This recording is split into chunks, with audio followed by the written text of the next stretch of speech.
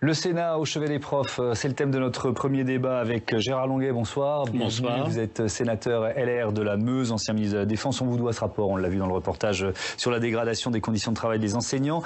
Sophie Taille-Pollian, bonsoir. Bienvenue, vice-présidente de la Commission des Finances, membre du groupe Écologie, Solidarité et Territoire. Vous appartenez au parti Génération.S. Bruno Cotresse, bonsoir, chercheur bonsoir. au CNRS, enseignant à Sciences Po, au Centre de recherche politique de Sciences Po. Et Mathieu Croissando, à mes côtés. Bonsoir Mathieu, éditorialiste politique. Je reprends quelques chiffres pour commencer qui sont issus de votre rapport, Monsieur Longuet. 56,5 milliards d'euros, c'est le premier budget de l'État pour l'éducation nationale, un budget en hausse de 2,6% pour 2022. C'est quoi votre constat général? On vous a entendu très rapidement dans le sujet, j'aimerais vous entendre un peu plus longuement. Alors le constat général, au titre de la Commission des Finances, savoir si nous en avons pour notre argent. La Commission des Finances, on a des préoccupations extrêmement modestes, savoir si l'argent public est bien dépensé. Or, on constate que la dépense moyenne globale pour l'enseignement en France est comparable aux pays étrangers de l'OCDE, par exemple, ou aux pays de l'Union européenne, mais qu'en revanche, les résultats des élèves semblent d'une façon constante, moins bon d'année en année depuis que nous avons généralisé pour les uns et les autres la confrontation à partir des chiffres de l'enquête PISA principalement, mais pas seulement. Donc on en a, ça coûte et ça ne rapporte pas en qualité. Alors on s'est posé la question, c'était pas la préoccupation principale, la préoccupation principale à l'origine de la Commission des Finances, puisque je porte ce rapport depuis plusieurs années, c'est de basculer vers le primaire des dépenses qui étaient insuffisantes. Et de ce point de vue-là, le ministre Blanquer a fait ce qu'il fallait. On a fortifié en quelque sorte notre primaire qui était très en retard, que ce soit en maternelle ou en primaire. Et puis maintenant, on s'aperçoit qu'on a des résultats qui sont médiocres, par exemple en anglais ou en mathématiques, parce que nous peinons à recruter et à garder de bons enseignants.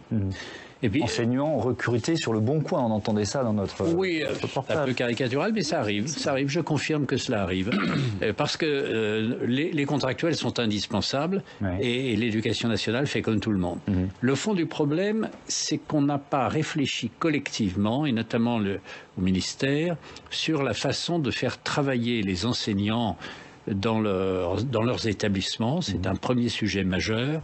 Et le deuxième sujet auquel je m'attache, moi, c'est la hiérarchie des carrières. Nous avons une fonction publique en général, et l'éducation nationale n'y échappe pas, qui valorise l'ancienneté, qui valorise la fidélité, qui valorise les années accumulées, tant mieux pour moi qui suis vieux, mais qui ne fait pas assez appel aux besoins effectifs dans les situations plus difficiles, ou qui ne peut pas adapter sa rémunération au secteur où il y a pas assez de candidats. Je prends l'exemple le plus flagrant, c'est les mathématiques. Alors on y reviendra sur les mathématiques, évidemment.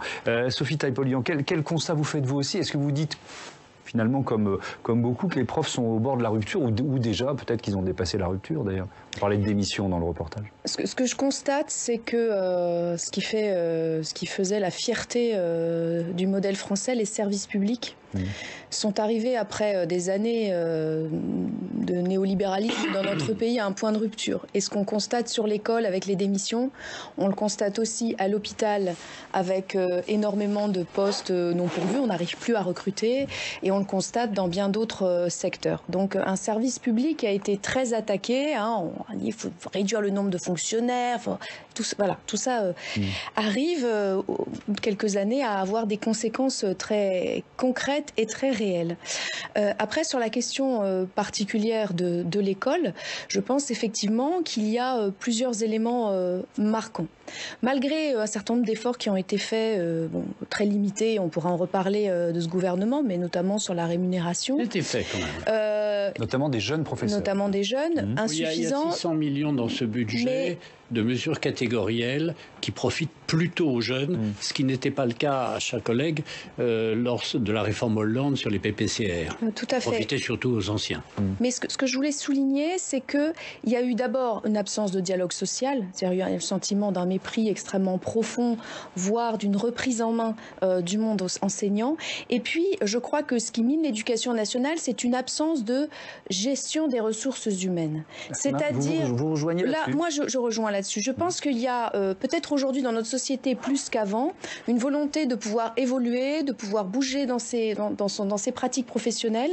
Et finalement, lorsqu'on épouse la carrière d'enseignant, eh bien, on est un peu réduit à faire le même travail en évoluant, etc., au fil des ans et tout au long de sa carrière. Je crois que là, il y a un vrai sujet. Et je crois qu'en termes de formation, d'évolution de carrière et de lien entre sa pratique personnelle, aussi de travailler mieux les interconnexions entre les enseignants au cœur des établissements scolaires, sont autant de choses qui sont à mettre en place. Alors, on va parler pardonnez-moi, évidemment, encore une fois, il s'agit quand même de conditions de travail très dégradées aussi, en termes de santé, en termes d'accès. Déjà, est-ce que les enseignants, vous pensez qu'ils ont accès à la médecine du travail ?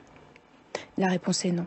Donc je crois qu'il y a beaucoup de choses qui sont très dégradées dans l'éducation nationale. Et on va parler salaire aussi dans un instant. Bruno Cottresse, comment vous réagissez peut-être à la démarche de la majorité LR? Est-ce que c'est surprenant de voir la majorité LR finalement prendre la défense des professeurs ou aller sur le terrain de la gauche? Je ne sais pas comment il faut dire ça. Mais je ne défends pas les professeurs, je défends l'enseignement, ce qui n'est pas tout à fait la même chose. On y reviendra, c'est intéressant. Sur le fond, on ne peut que se féliciter de voir le Sénat qui produit un rapport avec beaucoup de données qui montre effectivement une réalité empirique que vous chiffrez avec beaucoup de tableaux, beaucoup de graphiques, beaucoup de courbes, beaucoup de chiffres. Et donc c'est vrai que régulièrement dans l'actualité cette question revient, la question des rémunérations des métiers, on va dire assez qualifiés de la fonction publique, et régulièrement des gens expliquent que mais non, ça n'est pas vrai, qu'en fait ça n'est pas vrai, que les enseignants sont moins bien payés que dans le reste de l'Europe. Et grâce à votre rapport, on a une information extrêmement précise, extrêmement documentée. Donc moi, quand j'ai commencé à lire votre travail, c'était d'abord surtout beaucoup de satisfaction de voir cette question mise sur la table et posée. Moi, je travaille dans le domaine de l'enseignement supérieur et de la recherche. On connaît les mêmes problématiques. Là aussi, on a eu des évolutions. On ne peut pas le contester. Il y a eu aussi des efforts budgétaires du contribuable pour mieux rémunérer les métiers de l'enseignement supérieur et de la recherche. Mais je pense que beaucoup de nos téléspectateurs seraient stupéfaits d'apprendre le niveau de rémunération de départ d'un chercheur du CNRS qui a fait Bac +8, +10, des efforts dans sa vie, et qui démarre péniblement autour de 2500 € brut. Donc il y a là quelque chose qui est tout à fait incroyable, et c'est vrai que c'est une problématique qui est transversale à plusieurs ministères et plusieurs métiers qualifiés de la fonction publique. On pourrait parler de la rémunération, j'imagine, des jeunes commissaires de police, magistrats. Donc voilà, on a une problématique, et je veux abonder dans votre sens, qui est celui de la problématique ressources humaines. Il y a vraiment un vrai souci, effectivement, ressources humaines. L'État est incontestablement un très bon employeur. Ce n'est pas moi qui vais le contester, je suis fonctionnaire d'État. Mais je dirais que c'est vrai que la question de la gestion des carrières, c'est-à-dire l'adaptation au parcours individuel de chacun, qui ne rentre pas forcément dans le moule des grilles, etc. Donc, mais est-ce que ça veut dire aussi tenir compte du mérite? Je ne sais pas si c'est un gros mot quand on parle d'enseignement, mais est-ce que ça veut dire... C'est vrai que le modèle français sacralise le recrutement par concours en particulier. Il y a beaucoup de contractuels dans la fonction publique, il y en a de plus en plus, c'est vrai. Mais c'est vrai que le modèle de la fonction publique française sacralise un peu le concours. Et c'est vrai que ce concours, qui est souvent très difficile à réussir, c'est une vraie épreuve, il est une sorte de label qu'on est certifié comme étant compétent. Et après, quel que soit, mais je mets un peu les pieds dans le plat, quel que soit son niveau, on va avoir une progression un peu linéaire. Pas toujours, parce qu'il y a beaucoup de concours internes pour changer de corps à l'intérieur de la fonction publique, évidemment, mais c'est vrai qu'il y a une progression. Et c'est vrai que moi j'ai connu, et à fort longtemps, au début de ma carrière, une fonction publique où on notait les agents sur une note de 0 à 20, avec certaines personnes qui étaient arrivées à l'âge de 50 ans, ils avaient 19,5, donc quelque chose de complètement absurde comme système. Mathieu ? C'est une bonne nouvelle, son rapport, parce que ça crée une forme de consensus, pour poursuivre ce que disait Bruno Cottresse. dans la classe politique, ce qui n'a pas toujours été le cas sur les questions éducatives. Enfin, même si là, on parle plutôt de budget que de questions éducatives. Mais en tout cas, il y a une forme de consensus désormais sur le fait que les enseignants sont mal payés, mal gérés. Entre guillemets, mal gérés d'un point de vue des ressources humaines. Après, il va falloir passer aux propositions et à l'action. Et évidemment, c'est plus difficile parce que on peut dénoncer d'un côté la gestion à la toise des ressources humaines qui fait que selon qu'on est dans tel territoire ou dans tel autre, qu'on est bon ou mauvais, qu'on est âgé ou pas âgé, qu'on s'implique dans la vie de l'équipe pédagogique ou qu'on ne s'y implique pas, on est globalement payé pareil. Et ce système-là, il faut le dire aussi, c'est lié à une forme de cogestion entre les syndicats de l'éducation nationale et l'administration de l'éducation nationale. Et les deux sont plutôt d'ailleurs contents que ça se passe comme ça, parce que dès qu'on commence à faire dans la dentelle, c'est évidemment beaucoup plus compliqué. C'est une administration avec un nombre de fonctionnaires immense, on le sait, c'est le plus grand nombre de fonctionnaires en France. Et donc c'est vrai que faire dans la dentelle pour 800 000 personnes, ça demande des moyens, des gens qui savent faire. Et rue de Grenelle, on n'a pas forcément su faire, en tout cas c'est le cas, à la fois gérer les carrières, gérer les ambitions des professeurs et puis gérer les besoins qui peuvent changer aussi d'un territoire à l'autre, d'une zone, d'un secteur scolaire à l'autre. Gérard Longuet, pourquoi ça vous gênait tout à l'heure que je dise que vous prenez la défense des professeurs ? Parce que c'est ce qui nous intéresse à la Commission des finances, c'est le court rendement du système de l'éducation en France. Bon, j'aime beaucoup les professeurs, mais j'aime aussi les élèves, j'aime les parents d'élèves, je suis d'ailleurs moi-même parent et grand-parent d'élèves, et donc c'est pas les professeurs en tant que tels, c'est le système dans son ensemble. Alors, première observation, en France, nous avons, à mon avis, trop d'heures de cours annuels, ce qui explique le fait que nos enseignants soient mobilisés sur des durées annuelles importantes et pas assez d'heures de présence des enseignants dans l'établissement. Parce que, par exemple, je regardais l'Allemagne, les salaires moyens sont entre 30 et 50% supérieurs à pouvoir d'achat égal. On a ça, les salaires des enseignants à l'école élémentaire, par exemple. Début de carrière, c'est 31 000 € en France et 65 000 € en Allemagne. Oui, c'est pas tout à fait ça. Ça, c'est une source OCDE, ça. Oui, oui. Enfin, ce que je veux dire surtout, c'est qu'en Allemagne, l'enseignant est attaché à l'établissement et fait ses 40 heures dans l'établissement. Ce qui fait qu'il assume des fonctions qui sont extraordinairement utiles à la réussite des élèves en dehors de la présence. C'est-à-dire que nous divinisons la relation entre l'enseignant et ses élèves dans la classe, alors qu'il y a un énorme travail à faire entre enseignants, d'une part, pour suivre les élèves, et parfois entre l'enseignant et l'élève en tête-à-tête, ou voire avec ses parents. Et ce que il faudrait réduire le nombre d'heures de cours en classe, c'est ça ? Je pense que nous avons peut-être trop d'heures de cours en classe, dans le primaire en particulier, avec des enfants, il suffit d'être parent d'élèves pour le savoir, des enfants qui sont très chargés. En revanche, lorsque la classe est finie, tout s'arrête. Or, les élèves ont besoin d'avoir un contact avec les enseignants et les enseignants ont besoin de travailler entre eux et ça prend beaucoup de temps. Oui, d'ailleurs, ça crée une inégalité puisqu'il y a les familles qui ont les moyens de payer éventuellement des cours privés. Alors ça, c'est encore un autre, mais c'est quand même un autre aspect. Il y a, en effet, les parents n'ont pas la même... Je dirais différemment de vous. Je dirais les parents n'ont pas la même implication pour le succès de leurs enfants.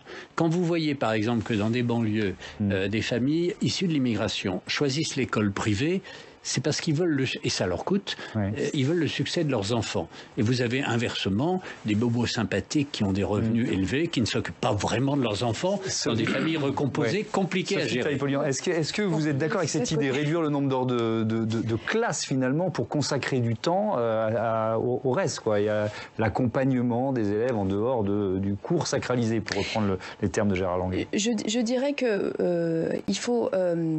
avoir une vision de l'éducation qui soit beaucoup plus globale. Et on ne peut pas demander aux enseignants de résoudre tous les problèmes de la société, ça, c'est vrai. Et notamment de réduire les inégalités auxquelles ils sont confrontés, ne serait-ce que par la carte scolaire, les inégalités d'accès au logement, la ségrégation spatiale, etc. Et finalement, on demande aux enseignants de résoudre ça sans beaucoup de moyens. Alors évidemment, après, il y a une difficulté à s'y retrouver pour eux, parce qu'on leur dit « Ah là là, l'école reproduit les inégalités », comme si c'était de leur faute. Donc je pense que là, par rapport aussi à un certain découragement enseignant, il faut qu'on soit un peu plus tranquille par rapport aux missions qui sont les leurs. Et à ce titre, je pense qu'il faut qu'il y ait d'autres politiques qui viennent en appui, en soutien, autour, pour faire en sorte que tout cela ne pèse pas sur leur poids et sur leurs épaules. Et notamment le fait qu'on puisse avoir une meilleure gestion, un meilleur accompagnement de l'ensemble des élèves, notamment par rapport aux devoirs, par rapport à l'accès à la culture, par rapport à l'accès au sport, par rapport... Voilà, donc je dirais qu'on ne peut pas tout leur demander. Après, je voudrais revenir sur une chose. Moi, j'ai dit qu'il fallait effectivement des ressources humaines. Oui. Mais je voudrais vraiment préciser que je ne suis pas pour autant en train de dire qu'il faudrait que les mauvais, je mets des ultra guillemets, enseignants soient moins payés que les bons enseignants, etc. Avec une revalorisation. Mais pourquoi pas? Alors, d'une part, je vais vous dire une chose. C'est quand même dans la carrière des profs. C'est quand même extrêmement difficile. Encore une fois, c'est pas un gros mot, le mérite. C'est quand même extrêmement. On en demande aux élèves. Pardon. C'est quand même extrêmement difficile à évaluer. Oui. Vous allez demander aux élèves avec une inspection toutes les X années. Non. Moi, je crois qu'il faut effectivement moi, je pensais à de ressources humaines d'accompagnement. C'est-à-dire que peut-être, effectivement, il y a des enseignants qui, au bout d'un certain nombre d'années, et comme on ne leur offre pas de perspective d'évolution de carrière, en ont assez d'être dans ce rapport, etc. Peut-être qu'il y a des interrogations par rapport aux méthodes et surtout et la formation des enseignants, qui a été légèrement réaugmentée en début de quinquennat Hollande, mais qui reste très nettement insuffisante, et la formation tout au long de la carrière. Alors vous pensez qu'on va résoudre les problèmes? On va dire, ah bah toi t'es un mauvais prof, on te paye moins, et on va résoudre les problèmes. Le problème c'est quand même de la qualité de l'enseignement par rapport aux enfants, et pas de faire dire, bah tu seras moins payé. Ça ne résout rien, et en plus c'est inapplicable. Est-ce que la vraie réforme... Moi je reviens sur le mot mérite. Oui, le mérite, mais moi je suis très favorable au mérite, mais en fait, vous posez un vrai problème. Il faut que l'école soit un lieu vivant et solidaire.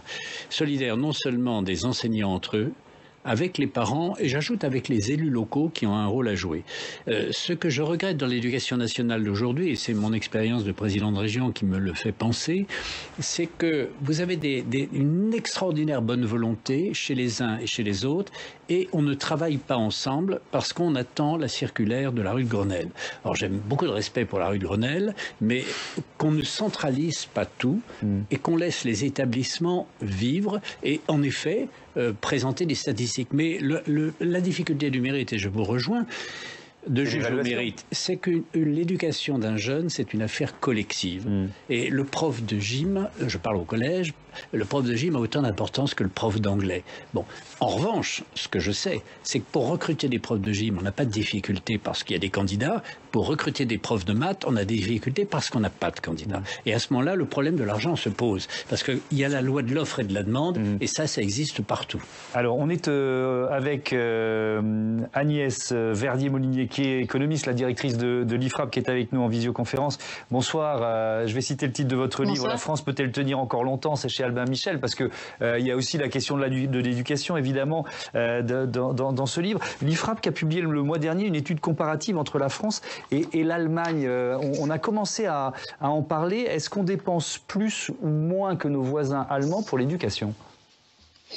Bah écoutez, c'est vraiment une bonne question parce que ce sujet des rémunérations entre professeurs français et allemands a été déjà pas mal abordé dans la campagne et puis c'est aussi l'objet un petit peu de ce rapport sénatorial qui vient de sortir. Et nous, à la Fondation IFRAP, on a voulu comparer ce qui est comparable, c'est-à-dire la masse salariale des enseignants du public, premier et second degré, en France, en Allemagne, y compris la part payée pour les pensions.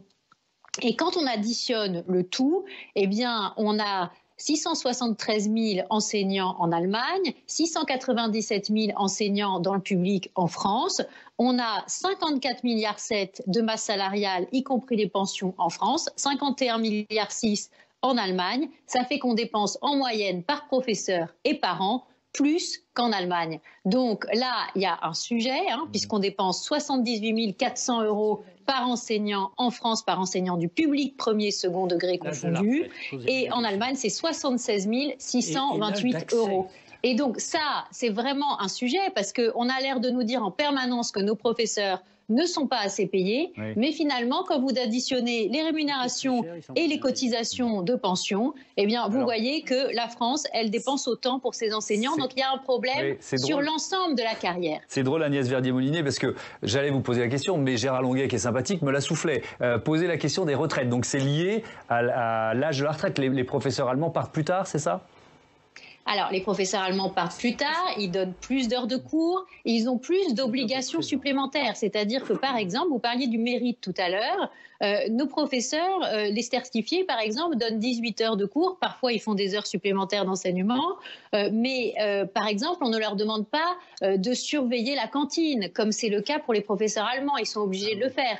De surveiller aussi des devoirs ou des heures de permanence. Donc tout ça, évidemment, ça change aussi la donne, parce qu'il y a beaucoup moins de personnel qui sont embauchés en Allemagne pour les fonctions de surveillance, par exemple. Donc ça permet d'avoir des rémunérations aussi plus importantes pendant l'activité. Et c'est ça qui est très intéressant, c'est de voir que nous, on a préféré avoir moins d'heures d'enseignement, moins de mois travaillés par an et finalement des rémunérations qui sont peut-être pas autant sur la période d'enseignement, mais des niveaux de pension qui sont beaucoup plus importants. Donc là, il y a tout un package à redéfinir de manière intelligente. Et ce que nous trouvons, c'est qu'aujourd'hui, il n'y a pas du tout de vision globale. Et par ailleurs, que souvent, on compare malheureusement des rémunérations statutaires sans compter les primes, sans compter les heures supplémentaires, qui nous amènent finalement à avoir un débat faussé. On a bien compris. Merci Agnès Verdier-Molinier. Vous n'avez pas forcément le retour, mais je dois vous dire que Sophie Taille-Pollian était très dubitative en vous écoutant. Pourquoi ? Vous prenez en considération les pensions. On sait que le système de retraite est très quand même différent entre les pays. Donc, et je ne sais pas s'il faut inciter les gens qui ont obtenu une agrégation à surveiller la cantine. Enfin, je ne sais pas si c'est ça la solution. Et puis, évidemment aussi, on a énormément d'heures travaillées par les enseignants qui le sont chez eux sans aucun moyen. D'ailleurs, on l'a vu pendant le confinement. Allez-y, la continuité pédagogique. OK ? Avec quel ordinateur, quelle connexion, quel logiciel commun, etc. Bon, donc voilà. Moi, je pense qu'effectivement, il faut une réforme importante, mais qui soit construite avec les enseignants. Et là, aujourd'hui, on a un gouvernement qui, quand même, a travaillé sans, voire contre les enseignants. Je voudrais qu'on reparle des hausses des salaires et je vous propose d'écouter une proposition qui a quand même un peu fait rire au moment où elle est sortie, c'est celle d'Anne Hidalgo. On écoute Anne Hidalgo, la candidate du Parti socialiste. Le métier de professeur sera mieux considéré. Et je crois possible, sur la durée d'un quinquennat, de multiplier par 2 le traitement des personnes au contact avec les élèves. Ou pour commencer, d'aligner à minima le salaire des nouveaux professeurs sur le salaire des Bac+5. C'est par là que nous commencerons. C'était le 23 octobre, lors de son meeting à Lille. Bruno Cotterêts, c'est en train de devenir un thème de campagne, d'une certaine façon. Oui, je crois qu'effectivement, et je pense que la publication de votre rapport va sans doute alimenter le débat public. C'est une bonne chose, au fond, à 5 mois d'une campagne présidentielle. Oui, je trouve que c'est plutôt une bonne chose. Parce qu'on aime l'éducation et la réussite des jeunes. Voilà, c'est pas un petit sujet, c'est le pilier, au fond, de la vie en société qui est d'éduquer les enfants. C'est vraiment un élément très, très, très important. Et donc, je trouve que c'est une bonne chose de voir ce thème arriver dans la campagne, et surtout s'il est nourri avec des données, avec des comparaisons. On voit tout de suite qu'il peut y avoir des désaccords sur les termes de la comparaison, mais la comparaison est toujours extrêmement utile entre pays européens, et avec quand même en toile de fond qui est ce problème structurel dont on a parlé de recrutement, c'est-à-dire de voir effectivement qu'on n'arrive pas à recruter dans certaines disciplines. Mais dans les disciplines, pardon de vous interrompre, mais dans les disciplines scientifiques, c'est vraiment une question de salaire, parce que quand on a fait une formation scientifique, on peut vraiment beaucoup mieux gagner sa vie. Je l'ai vécu à titre personnel un jour, étant membre d'un jury de recrutement qui devait recruter un ingénieur informaticien pour l'enseignement supérieur et la recherche. Le jeune candidat que tout le monde voulait recruter arrive, on lui explique l'échelle des rémunérations, il a dit « je suis désolé de vous avoir fait perdre votre temps ». Donc je l'ai vécu en direct. Donc ça existe. On peut... Parce que toutes les entreprises cherchent des ingénieurs informaticiens. Le problème technique, c'est que chaque filière équivaut à chaque filière dans la réglementation française du statut de la fonction publique. C'est-à-dire que si vous avez quelqu'un qui est en latin grec, ses débouchés en dehors de l'éducation nationale sont relativement faibles. Si il est au contraire linguiste dans une langue demandée, l'anglais par exemple, ou le chinois d'ailleurs, ou bien mathématicien, il sera évidemment sollicité. Or, nous ne sommes pas outillés aujourd'hui au ministère de l'Éducation nationale, comme d'ailleurs dans les grands ministères employeurs, pour séduire des gens qui sont demandés ailleurs. Alors, je reviens à la question de ce thème de campagne. Mathieu, on ne parlait pas beaucoup d'éducation dans cette pré-campagne, ou peut-être pas dans les bons termes, quoi, c'est ça? En tout cas, pas toujours sous le bon angle. C'est ça. En matière d'éducation, les candidats manquent souvent soit de connaissances fines du système éducatif, soit d'imagination. Et du coup, on parle souvent des moyens, des élèves en difficulté, parfois des programmes scolaires, mais assez peu au fond de la condition enseignante, du métier d'enseignant. Prenez à droite par exemple les Républicains, ils sont en plein débat pour leur congrès. Qu'est-ce qu'on voit dans les mesures qu'ils proposent? Elles sont à ce titre assez exemplaires. Xavier Bertrand, par exemple, propose notamment, il en a parlé, de revoir les fermetures des classes dans les zones rurales. Ça vise plutôt les territoires, mais pas l'éducation. S'il n'y a pas d'enfants, il n'y a pas d'école. Éric Ciotti, lui, veut imposer l'uniforme, le lever des couleurs, il veut rebaptiser le ministère de l'Éducation en instruction nationale. On voit bien que là aussi, on est dans les symboles, la belle affaire pour les enseignants. Je prends Valérie Pécresse, elle est plutôt ennemie sur les savoirs fondamentaux, donc elle veut plus d'heures de français, plus d'heures de mathématiques au début du collège. Mais là encore, comment on fait? C'est déjà plus près des niveaux, voilà. Mais c'est sur le métier d'enseignant, on n'y est pas toujours. À gauche, c'est souvent l'inverse, mais la condition enseignante, elle est abordée par la question des moyens. On vient de le voir avec Anne Hidalgo, qui veut donc doubler la mise. Jean-Luc Mélenchon, simplement impossible. Voilà. Jean-Luc Mélenchon, lui, qui veut mettre le paquet sur la formation des enseignants, diversifier les recrutements. Il propose aussi des augmentations, 15%, puis 15% à négocier. Et puis surtout, une abrogation des réformes Blanquer, Hollande, avec un mot d'ordre, en gros, qui est la même école pour tous, sur tout le territoire. Au nom de l'égalité, c'est ça? Oui, mais alors là, on revient à un vieux réflexe qui veut croire que l'égalité républicaine doit se traduire, alors je vais être un peu caricatural, mais par un égalitarisme éducatif. C'est vrai que c'est plus simple à gérer, on en parlait tout à l'heure, tout le monde gérait de la même façon. C'est beaucoup plus facile pour l'administration.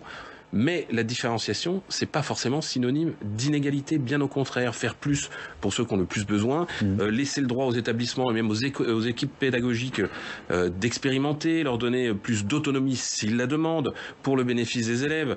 Ça, ce sont des sujets tabous régionaux, et en particulier chez beaucoup de syndicats enseignants qui voient une forme de privatisation ou de libéralisation rampante de l'enseignement. Mais c'est pas forcément le cas. On parlait de l'évaluation tout à l'heure. Dans un établissement, comment on évalue un professeur? On envoie un inspecteur qui va l'évaluer sur la façon dont il dispense son cours.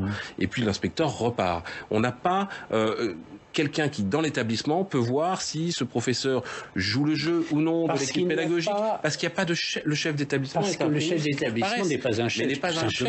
Il n'a pas vraiment de pouvoir. Je ne dis pas que c'est la solution et que l'école doit se transformer en des entreprises, mais enfin, quand vous n'avez pas de hiérarchie, c'est vrai que c'est plus compliqué d'évaluer les gens. Parce qu'il y a aussi des bons et des mauvais professeurs. Il ne s'agit pas de dire qu'il n'y a que des mauvais professeurs du tout, ni qu'il n'y a que des bons. Mais on sait très bien dans les macroniens.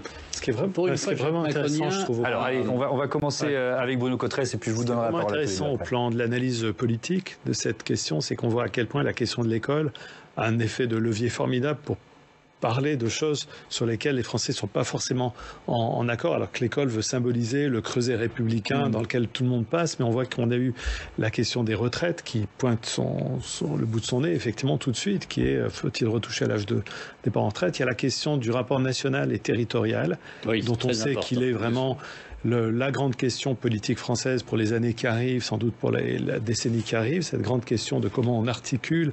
Et on voit que dès qu'on parle de l'autonomie des établissements scolaires, c'est de ça dont on parle en toile de fond, qui est quelle latitude on donne, voilà, etc. On a vu la question du mérite, sur laquelle aussi il n'y a pas forcément accord. Donc c'est un formidable effet de levier. De ce point de vue-là, c'est vrai que c'est bien que ça soit posé au moment de la présidentielle, parce que c'est un moment où on peut discuter et trancher sur différents projets. Donc il est plutôt bon qu'on entende parler de ces grandes questions d'action publique. Donner plus d'autonomie et de pouvoir aux directeurs d'établissement, Sophie. Ou aux équipes pédagogiques, un droit à l'expérimentation. La difficulté avec cela, et on le voit en réalité déjà dans des territoires où il y a finalement une sorte de concurrence, bien malgré d'ailleurs les équipes qui font chacune de leur mieux.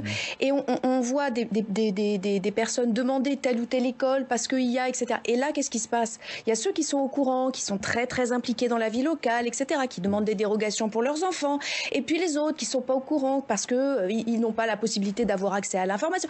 Et donc les inégalités, elles se creusent. Et on le sait, si on met les établissements en concurrence, les inégalités se creusent. C'est pas ce que je dis. Mais l'autonomie, elle induit une différenciation. S'il y a une différence, les gens vont dire quel est le meilleur, quel est le moins bon. Et donc, on rentre dans des logiques. Où il va y avoir des stratégies des familles d'accéder à la meilleure école pour leurs enfants. C'est naturel. Chacun veut le meilleur pour ses enfants. On peut aussi imaginer qu'une bonne expérimentation puisse être reproduite. Et donc, on va petit à petit vers, et c'est ce qu'on voit avec les universités, et c'est ce qu'on voit aussi avec Parcoursup, vers finalement le fait qu'on ne demande plus l'école qui est près de chez soi parce que c'est plus simple pour la vie quotidienne, etc. On est prêt à envoyer ses enfants à l'autre bout de la France. Là, je parle pour la fac, mais c'est exactement la même situation. Bon, voilà. Au nom donc, de ça, moi, pas de droit d'initiative, pas de droit d'expérimentation. Mais il y a déjà, dans les écoles aujourd'hui, chaque équipe pédagogique doit faire un projet d'école. Et spécifique à une équipe. Enseignant peut s'y impliquer, spécifique à une équipe. Et donc, ce projet d'école qui est chaque année débattu en conseil d'école, il existe et il permet la mobilisation autour de projets communs. La parole. Une seconde, pardon de vous interrompre, mais je voudrais qu'elle se ventile un petit peu. Il y a Agnès Verdier-Molinier qui fait de grands signes sur l'écran de contrôle, parce que voilà, vous voulez réagir sur quel point particulier, dites-moi. Écoutez, justement sur le fait qu'il y a déjà de la diversité d'enseignement, heureusement, avec le privé sous contrat que nous avons déjà aujourd'hui en France. Et je voudrais souligner que dans l'étude que nous venons de publier à la Fondation IFRAP, nous montrons que l'enseignement privé sous contrat délivre un enseignement de grande qualité et à un prix moins cher, puisque si on avait tous les élèves de France qui étaient scolarisés dans le privé sous contrat, ça ferait une économie énorme de plus de 20 milliards d'euros par an. Donc peut-être que ça devrait nous faire cogiter. C'est très contre-intuitif ce que vous venez de dire. Pardon de vous interrompre, c'est très contre-intuitif. Les parents payent plus, donc l'État paye moins. C'est pas du tout contre-intuitif, puisqu'en fait, quand vous prenez la totalité des coûts versés à la fois par les financements publics et puis par les parents, eh bien vous vous rendez compte que les élèves du public coûtent beaucoup plus cher à la collectivité. Pourquoi? Parce qu'il y a des pensions plus chères, on en revient à la question des retraites, parce qu'il y a aussi beaucoup plus de professeurs dans le public qui ne sont pas devant les élèves et qui sont pour autant payés par les contribuables. Il y a un peu plus de 90 000 professeurs qui ne sont pas devant les élèves et qui sont pour autant rémunérés. Il y a des questions de surcoût aussi au niveau de la dépense locale, parce qu'on dépense plus pour les collèges et les lycées publics que pour le privé. Donc là, il y a une vraie question. On arrive à avoir un enseignement de grande qualité qui est publicité par les parents, par les élèves et qui pour autant coûte moins cher sur notre propre sol. Donc moi, j'en appelle à déjà comparer véritablement. Oui, on a bien entendu. Je dois vous interrompre pour laisser un peu la parole à Gérard Longuet, parce que vous faisiez non pendant que Agnès Verdier-Molinier déroulait ses arguments. Le mythe dans le secteur public des enseignants qui n'ont pas d'élèves est faux. Il y a des études qui sont faites régulièrement par la Commission des finances. Il y en a. Je ne parle pas de détachés syndicaux, je parle de gens qui sont en instance d'affectation, qui sont en arrêt maladie. Il y en a, mais absolument pas dans le chiffre de 90 000. 90 000, c'est 10% des effectifs des enseignants. Heureusement, ce n'est pas le cas, je rassure l'excellente Agnès Verdier-Molinier, pour laquelle j'ai plutôt de la sympathie naturellement. Allez, je propose un deuxième. Très vite. Moi, je crois qu'il faut réhabiliter l'école comme un établissement. La force du privé, c'est que chaque école a une personnalité Et le directeur, les enseignants et d'une certaine façon les parents et les élèves forment en effet une communauté parce qu'ils ont choisi de travailler ensemble sur un certain modèle. C'est malheureusement pas le cas du secteur public, sauf si, et c'est pour ça que je suis pour la décentralisation, les élus locaux pouvaient s'impliquer plus fortement car ils auraient la fierté de la réussite de leur établissement. Je suis complètement de votre avis. Il y a des écoles, Henri IV, c'était le meilleur lycée, il se trouve que par hasard j'y suis allé, mais ça stimulait... Est-ce vraiment un hasard ? Oui, tout à fait. En 1962, c'était un hasard parce qu'il n'y avait pas il n'y avait pas de bobo à Paris dans le 6e arrondissement. Mais en revanche, tout simple. Oh, mais oui, c'était pas bohème. Non, c'était des gens normaux qui habitaient une ville normale. Aujourd'hui, c'est une ville où il n'y a que des très riches. Donc, ils ont d'autres préoccupations. C'est pas un débat sur Paris. Bref. C'est pas un débat sur Paris. Sur la ville je reviens. Le fait d'avoir un bon lycée, ça stimulait les autres établissements, y compris la petite école privée dans laquelle j'ai fait une partie de mes études avant d'être à Henri IV, qui se disait... Il va falloir être aussi bon. Je vous interromps parce qu'il y a quand même une question qu'on n'a pas abordée. C'est une chance. Qui me semble. Alors peut-être que vous allez me dire que c'est très cohérent, mais vous retoquez. Enfin, la majorité LR retoque le budget 2022 et en même temps vous sortez ce rapport qui prône quand même une revalorisation des salaires des enseignants premier corps de fonctionnaires. Le président de la République annonce. Alors, je veux dire, c'est très simple. Le président de la République annonce, comme certaines, des dépenses avant même d'avoir prévenu le Parlement qui jusqu'à présent vote la loi. Et donc, nous avons des milliards qui tombent... Allez, je crois qu'on a évalué une trentaine de milliards depuis le 1er octobre. On aurait aimé qu'ils fussent intégrés dans le budget qui nous est présenté. Ce n'est pas le cas. C'est un acte politique, le rejet de ce budget, Bruno. Pas totalement un hasard. Ouais. Pas totalement un hasard. C'est assumé comme tel. On voit monter le thème. C'est déjà arrivé, tiens, d'ailleurs. Je crois que c'est déjà arrivé, effectivement. 2016. Ah, on était aussi en campagne électorale. Mais c'est clairement le Sénat reprochait un budget qui allait financer la campagne de... Mais oui, parce que... ça... Le président Macron est très sympathique, mais il invente tous les matins des décisions qui ne sont pas de sa compétence et il dépense un argent qui n'est pas le sien. Bon, Bruno Cotresse, vous aurez le mot de la cette bonne guerre dans une période d'élection présidentielle. Oui. C'est la vie démocratique. On aime tous, au fond, que la campagne électorale soit assez animée. S'il y a des controverses, tout ça, c'est très bien, formidable. Mais c'est vrai qu'on voit monter le thème progressivement, le thème de la dette, qui est un thème dans lequel la droite pense qu'elle est dans son jardin, que c'est le thème sur lequel les Français l'attendent, sur lequel elle est perçue comme étant vraiment chez elle, sur les questions de moins d'impôts, moins de déficit, moins de dettes, moins de dépenses publiques. Et c'est vrai que clairement, dans une droite qui est en train de choisir son candidat à la présidentielle, se réarmer sur une question qui est cœur de cible pour son électorat me semble assez stratégique. Sophie Taille-Polian, vous rejetez ce budget, mais pas pour les mêmes raisons. Nous avons souhaité rejeter ce budget par cohérence, parce que nous sommes en total désaccord avec les politiques menées. Mais il y a quand même beaucoup de convergence entre la droite sénatoriale et le gouvernement, et notamment ce qui rend incompréhensible le rejet des recettes. Parce que sur les recettes, ils sont d'accord. Il faut absolument baisser les impôts, et surtout sur le capital, surtout donner aux entreprises sans aucune conditionnalité. Et là, il y a un accord manifeste sur l'orientation.